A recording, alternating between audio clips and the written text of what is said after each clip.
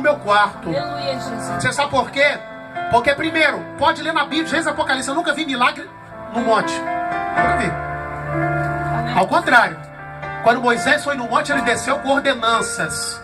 Ele desceu com mandamentos. Porque é lugar de obediência. É lugar de você respeitar Deus. Agora, milagre dentro do quarto eu te falo. A Bíblia fala de um homem que tinha uma única filha de 12 anos de idade por nome de Jairo. E essa menina estava morta dentro do quarto. E detalhe, saiu um de dentro da casa de Jairo e falou assim: ó, para de clamar, rapaz, porque tua filha já morreu. Só que quem estava segurando na mão de Jairo era quem? Jesus. Aleluia. Jesus estava segurando na mão de Jairo. E o diabo vem falando: para de clamar, para de gritar. É assim que o diabo fala para você todos os dias. Aleluia. Para de gritar, menina. Para de gritar, rapaz. Não tem jeito para você. Você não vai conseguir. O inimigo fica te acusando 24 horas. Você não vai conseguir. Detalhe, para apertar mais ainda, ele fala: sai de casa, abandona seu marido, abandona sua esposa. Larga tudo pro alto, querido. Deus me trouxe aqui para te falar que quem está segurando na tua mão não é o diabo. Quem está segurando na tua mão, ele está aqui nessa noite por nome, nessa tarde de Jesus de Nazaré, para te falar: não abandones, creia, porque o teu milagre só está dormindo. Ele vai acordar a qualquer momento. Aleluia. Milagre dentro do quarto, você quer mais? Te falo. Uma mulher certa vez construiu uma casa para o profeta. E essa mulher não tinha condição de ter filhos. Ela teve filho através do profeta enviado de Deus. Só que o que aconteceu com o filho? Morreu. Dentro do quarto. Olha o que Deus está falando aqui nessa tarde. Você escolhe. Dentro do quarto, você quer que a morte esteja sendo gerada ou que a vida esteja sendo gerada? Quando Deus fala de quarto, fala de intimidade. Quando nós falamos de intimidade, nós falamos de família. E quantas famílias estão sendo destruídas porque estão falando das tuas intimidades com quem não deve. Esse pequeno aparelho que foi criado pelo homem através da inteligência de Deus, ou você usa para a maldição, ou você usa para a bênção. Mas nós falamos muito mais da nossa intimidade dentro desse aparelho do que falamos com o nosso cônjuge. Você já meditou nisso?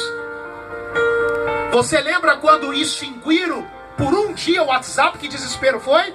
Até para crente.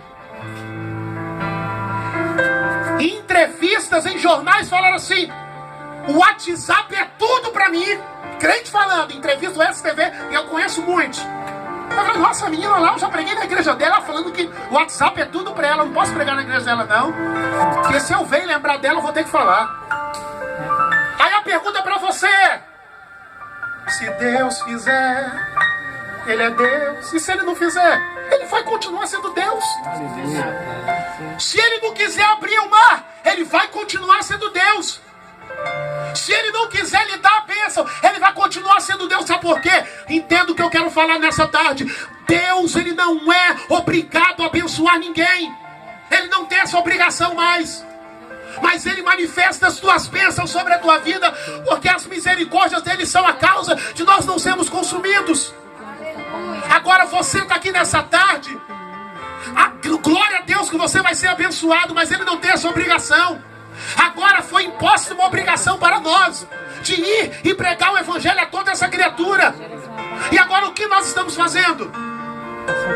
O que nós estamos determinando para nós? Ele, através usando esse apóstolo Tiago, ele disse: tem de grande alegria, tem de grande gozo quando cair em tentação. Tem alegria. Para que fechar a cara? Tem gente que acha que igreja é uma delegacia, já chega de cara fechada. Tem gente que acha que igreja é um lugar que Deus é obrigado a curar a enfermidade, porque você já chega, claro que Ele cura, mas tem gente que já chega carregando a sacola de enfermidade, só sabe reclamar das enfermidades e esquece de adorar a Deus. Então nós temos que mudar esse conceito, nós temos que mudar essa situação. Se você realmente preza ser um verdadeiro adorador, sai daqui fazendo a diferença. Sai daqui olhando para o mendigo jogado nas ruas de Laranjeiras e profetiza para ele: um dia eu estava nessa situação espiritual e eu creio que você também vai sair dessa. fazemos que nem aquele levitão, aquele sacerdotão, que olhou aquele homem todo machucado e se afastou. Que tipo de cristão nós queremos ser? Que tipo de protestantes nós queremos ser?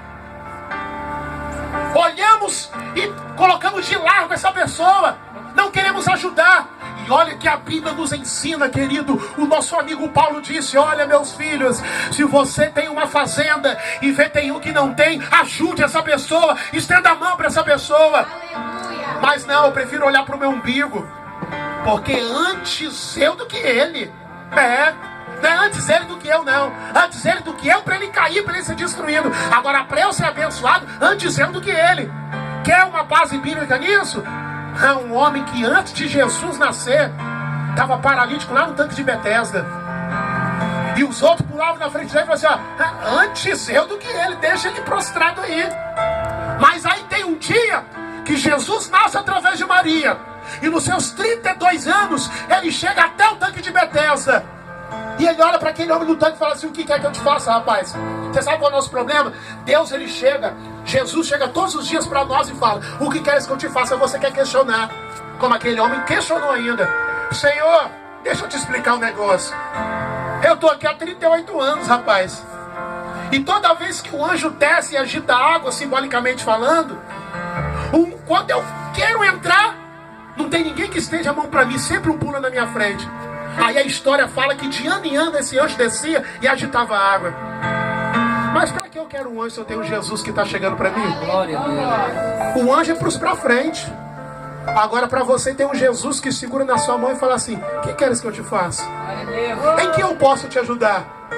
E ele olha para você e fala assim: tem gigante grosso na hora das provações, porque se você for fiel na provação, eu tenho a coroa da vida para lhe entregar.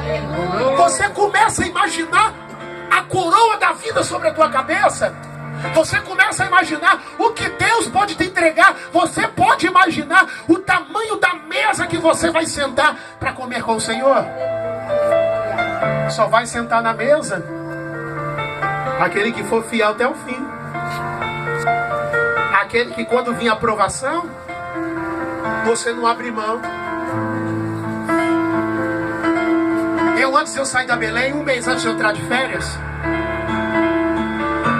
já era 2 anos e meio direto na Belém, e eu falei uma coisa com Deus: Deus, a minha obra está precisando de socorro.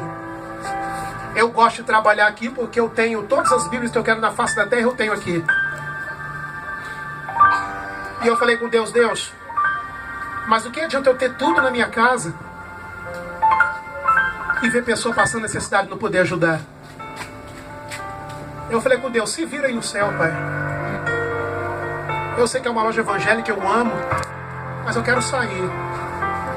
E uma profetisa entrou na loja e falou assim: filho, você lembra quando você entrou nesse lugar, você pediu para trabalhar só 1 ano? Eu falei: lembro, Senhor. Te deixei 2 anos. Você nem reparou. Eu falei assim: por isso que eu te digo, você vai tirar férias no dia tal. Antes de eu não sabia que ia tirar a data das minhas férias, porque geralmente as minhas férias iam ser em fevereiro do ano que vem agora.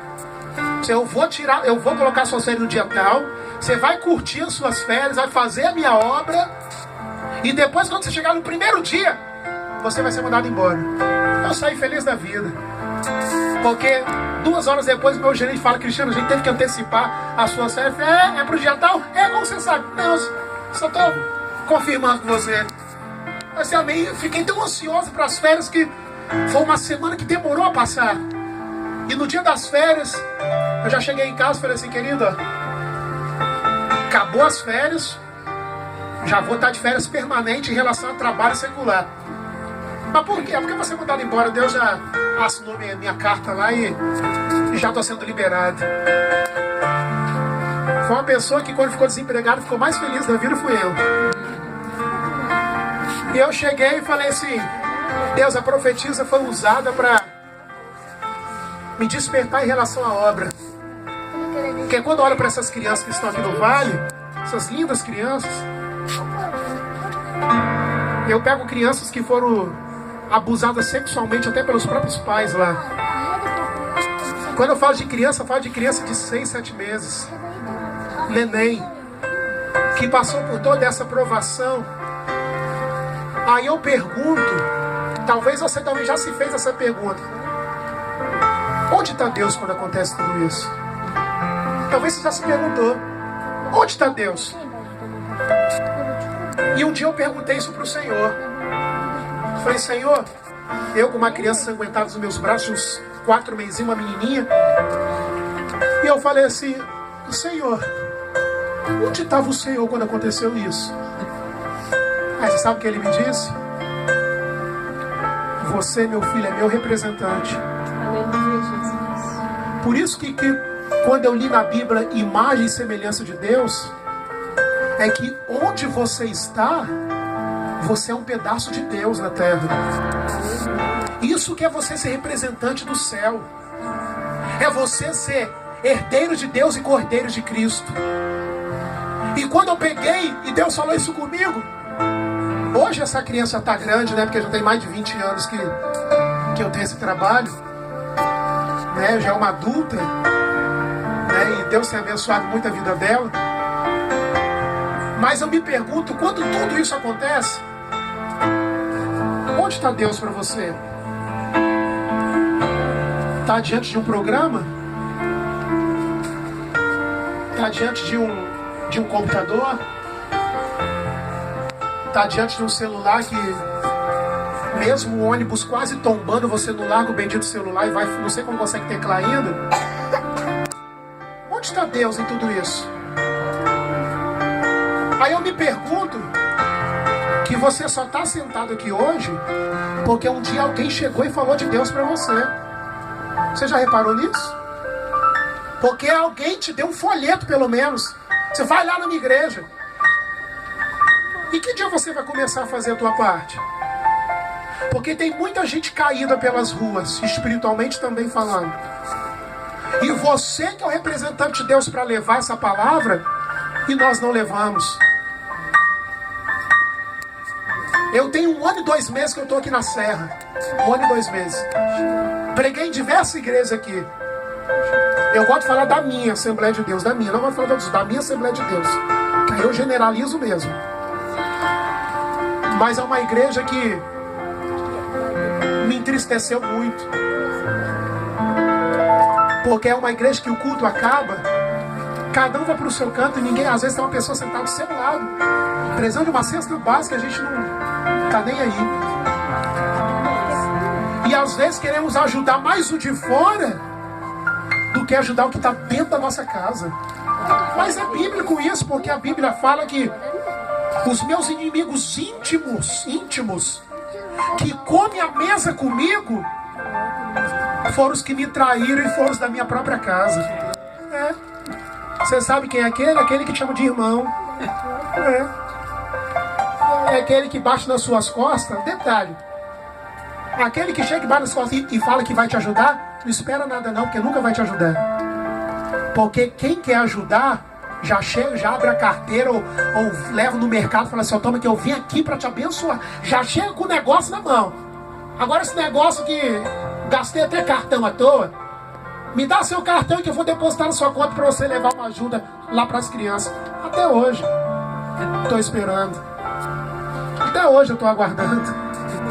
Aí você sabe quais as pessoas que mais me ajudaram? E arregalha o olho para o que eu vou falar aqui.